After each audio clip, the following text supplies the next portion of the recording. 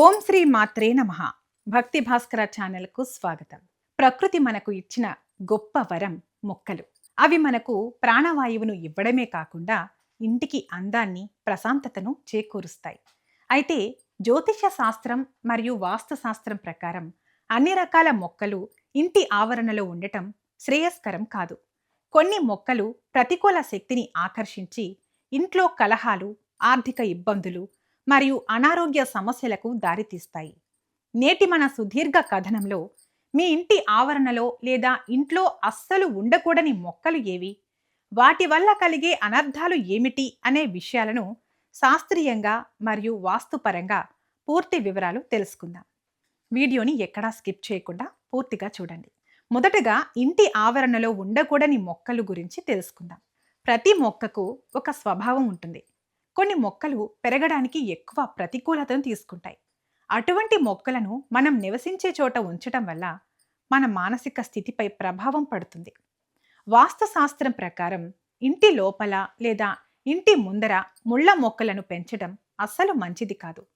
ముళ్ళు ఘర్షణకు, గుచ్చుకునే స్వభావానికి ప్రతీక. ఇవి ఇంట్లో సభ్యుల మధ్య మాట పట్టింపులు, గొడవలు మరియు సంబంధాలలో చీలికలు రావడానికి కారణమవుతాయి. గులాబీ మొక్కను పెంచవచ్చు, కానీ దానిని ఇంటి వెనుక భాగంలో లేదా బాల్కనీలో ఉంచడం ఉత్తమం. ఇటువంటి మొక్కలను మాత్రం పొరపాటున కూడా ఇంట్లో ఉంచకండి. మొక్క ఆకు లేదా కొమ్మ తుంచినప్పుడు పాలు లాంటి తెల్లని పదార్థం వచ్చే మొక్కలను ఇంటి ఆవరణలో ఉండకూడదు. ఇవి ఇంట్లో అశాంతిని కలిగిస్తాయి, కుటుంబ సభ్యుల ఆరోగ్యంపై ప్రతికూల ప్రభావం చూపుతాయి. శాస్త్రీయంగా చూస్తే ఈ పాలుగారే మొక్కలలో చాలా వరకు విషపూరితమైనవి ఉన్నాయి. పిల్లలు లేదా పెంపుడు జంతువులు పొరపాటున వాటిని ముట్టుకున్నా లేదా తిన్నా ప్రమాదం పొంచి ఉంటుంది.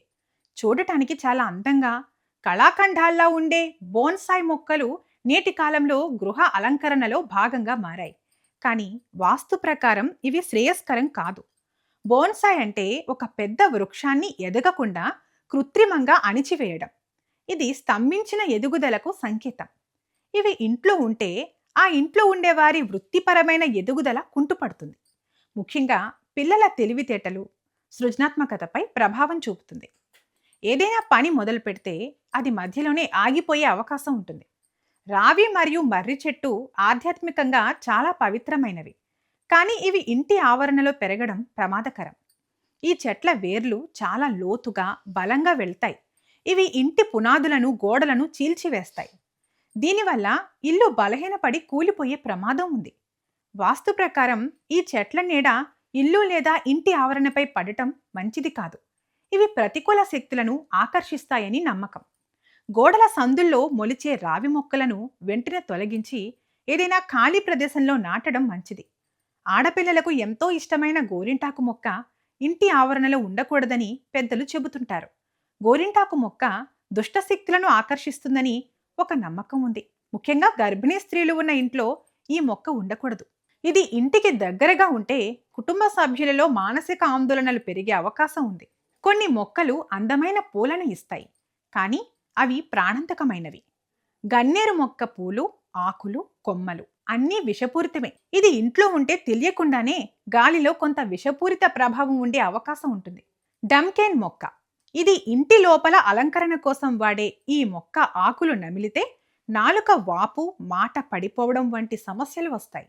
చిన్నపిల్లలు ఉన్న ఇంట్లో ఇవి అస్సలు ఉండకూడదు. చింత చెట్టు కింద నిద్రపోకూడదని పెద్దలు అంటుంటారు. అలాగే ఇంటికి ఈశాన్యంలో లేదా మరీ దగ్గరగా చింత చెట్టు ఉండటం వాస్తురీత్యా నిషిద్ధం. చింత చెట్టు ప్రతికూలతను ఎక్కువగా విడుదల చేస్తుంది. ఇది ఇంటి ఆవరణలో ఉంటే అనారోగ్య సమస్యలు, ముఖ్యంగా నరాల బలహీనత వచ్చే అవకాశం ఉంటుందని జ్యోతిష నిపుణులు చెబుతారు. మరి ఏ మొక్కలు పెంచాలి? చెడును తొలగించడమే కాకుండా మంచిని ఆహ్వానించడం కూడా ముఖ్యం. మీ ఇంట్లో సానుకూల శక్తి పెరగాలంటే ఇప్పుడు చెప్పే మొక్కలను నాటండి. తులసి మొక్క ఇంటికి ప్రాణవాయువు మరియు ఆధ్యాత్మిక రక్షణ ఇస్తుంది. మనీ ప్లాంట్ ఆగ్నేయ దిశలో పెంచితే ఆర్థిక లాభం కలుగుతుంది. కలబంద, ఇది గాలిని శుద్ధి చేయడమే కాకుండా అదృష్టాన్ని తెస్తుంది. శమి వృక్షం ఇంటి బయట పెంచితే శని దోషాలు తొలగిపోతాయి. పారిజాతం ఇంటి ఆవరణలో సుగంధాన్ని, ప్రశాంతతను నింపుతుంది. మొక్కలు మన స్నేహితులు, కానీ మనం ఎంచుకునే మొక్కలు మన జీవన శైలికి, వాస్తుకు అనుగుణంగా ఉండాలి. ఇప్పుడు చెప్పిన వివరాలను బట్టి మీ ఇంటి ఆవరణలో ఏవైనా అనర్థకరమైన మొక్కలు ఉంటే వాటిని భక్తిపూర్వకంగా తొలగించి మంచి మొక్కలను నాటుకోండి. దీనివల్ల మీ ఇంట్లో సుఖశాంతులు, ఆరోగ్యం సిద్ధిస్తాయి. ప్రకృతి మాత అనుగ్రహం ఎల్లప్పుడూ ఉండాలని ఆకాంక్షిస్తున్నాము. ఈ వీడియో మీకు నచ్చినట్లయితే లైక్ చేయండి, షేర్ చేయండి. ఇలాంటి మరిన్ని వీడియోల కోసం మా ఛానల్ని సబ్స్క్రైబ్ చేసుకోండి. అలాగే బెల్ ఐకాన్ను నొక్కండి. దీనివల్ల మేము చేసే ప్రతి వీడియో నోటిఫికేషన్ రూపంలో మీ వద్దకు చేరుతుంది. సర్వేజన సుఖినో భవంతు.